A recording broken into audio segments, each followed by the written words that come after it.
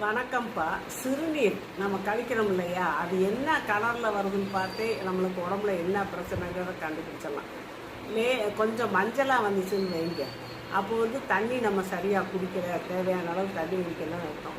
அடர் மஞ்சளாக வந்துச்சுன்னா அது கல்லீரலை பாய்ச்சிருக்குன்னு அர்த்தம். உடம்பு கல்லீரலை பாய்ச்சிருக்கு.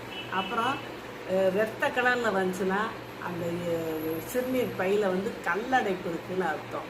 அப்புறம் ரொம்ப வெள்ளை வெளையேன்னு வரக்கூடாது. வெள்ளை வெளையேன்னு தண்ணி கலரில் வந்துச்சுன்னா நம்ம நிறைய தண்ணி குடிச்சிருக்கோம், தேவைக்கு அதிகமாக கொடுத்துருக்கோம்னு அர்த்தம். யூரின் எப்போவுமே லைட்டு எல்லோ கலந்து யூரின் வரணும், அதுதான் நல்லது. அப்புறம் நுரையாக வருதுங்கிறாங்கல்ல, அது அது இந்த புரத சம்மந்தமாக இல்லை யூரினரி இன்ஃபெக்ஷன் சம்மந்தமாக அந்த மாதிரி நுரையாக வரும். அதனால் இதெல்லாம் பார்த்து தேவையான அளவு தண்ணி குடித்து அளவாக தண்ணி குடித்து ஆரோக்கியமாக இருங்க.